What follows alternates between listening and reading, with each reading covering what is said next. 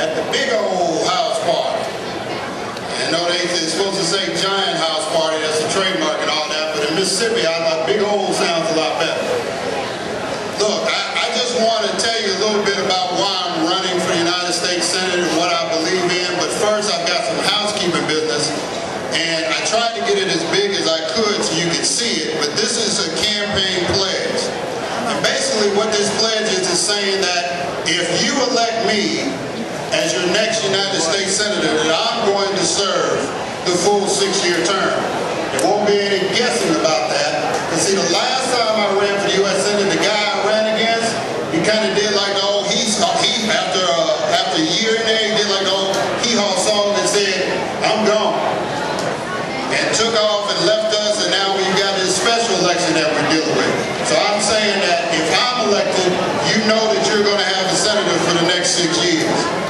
Now the other thing I wanted to talk to you about was, and just telling the truth about things.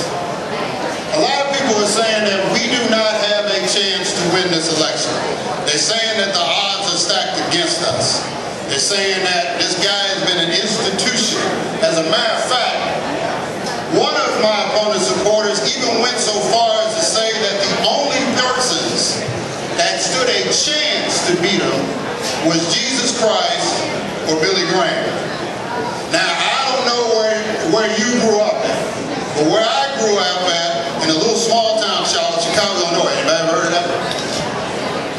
Where I grew up at, we didn't mock God like that. We were respected and we learned that we were supposed to be servants of God.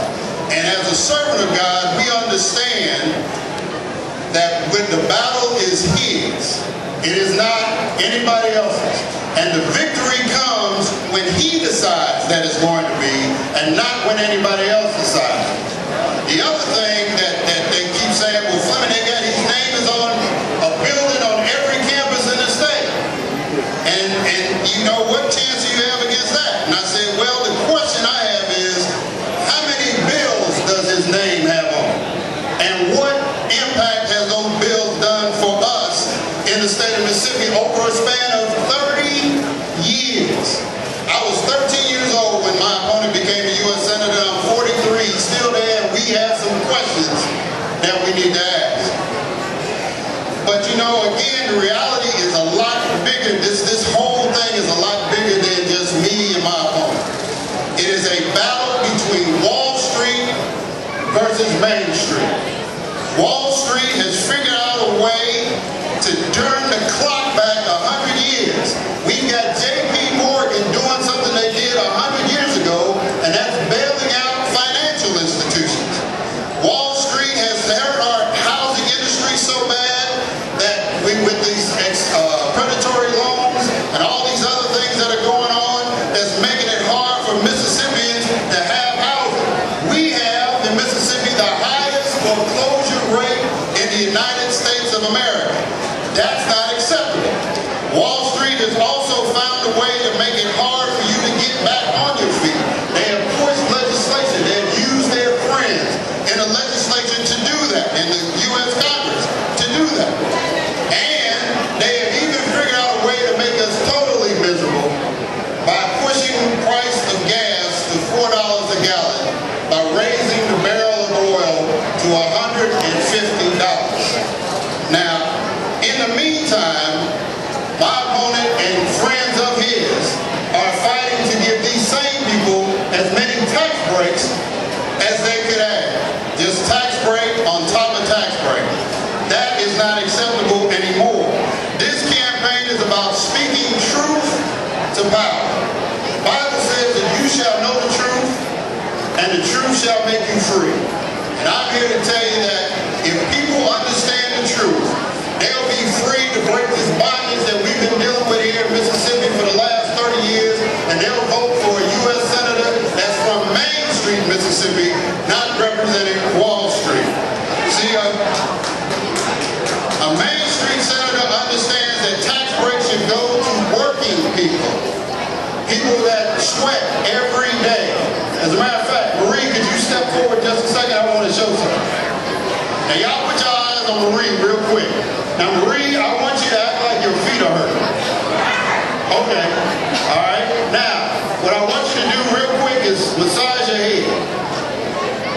all right? No, but listen, it's like when you work your head feels good, right? But your feet are still hurting. Ladies and gentlemen, those were the Bush tax cuts. Let's give Maria a hand for this one. See, the tax breaks that George Bush and my opponent have been pushing are the tax breaks that help the 1%, the rich folks, but it's not helping us defeat those that are working every day. If I'm elected, the first bill, and I want a lot of my Republican friends to hear this because they always say Democrats are pushing to raise spending and raise taxes. The first bill that I'll introduce if I'm elected to the United States Senate is to eliminate the tax on overtime pay in the United States of America. How many of y'all, by a show of hands, have ever worked overtime in your life? Raise your hands. Now, keep your hands up. How many of y'all have ever had anything to show for it? That's because the IRS has been taking away your money. It is your money. You work for it. You're trying to pay $4 a gallon for gas.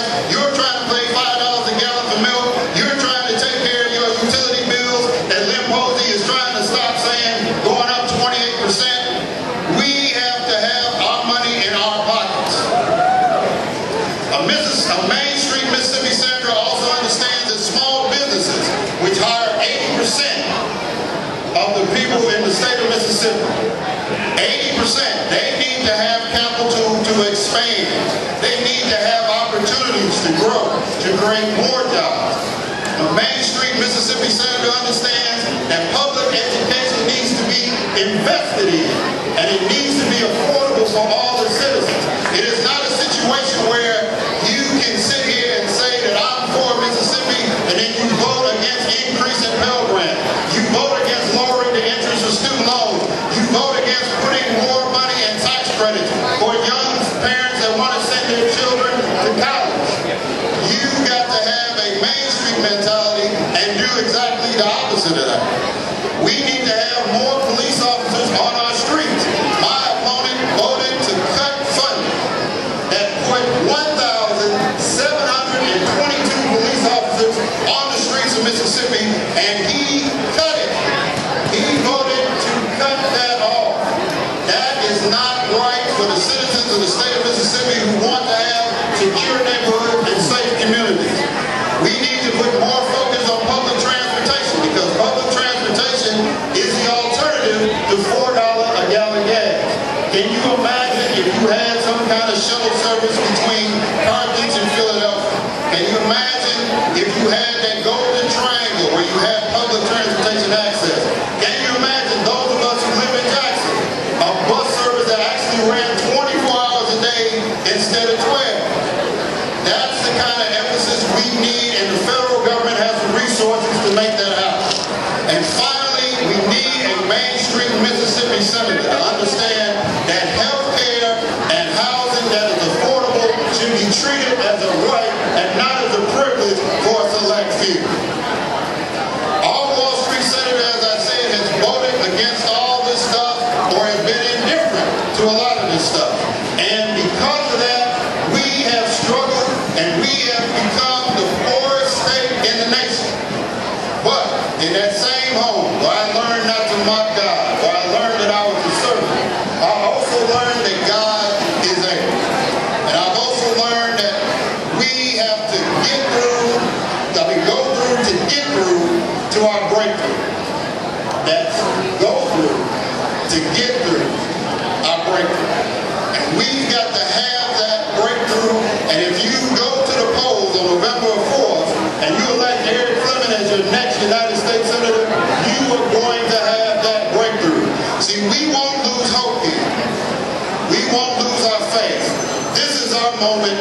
This is our time. And God continue to bless you, be with you, and keep you in His favor always. Again, my name is Eric Fleming. I'm the Democratic nominee for the United States Senate, and I appreciate y'all listening to me here in Neshoba County. Thank you.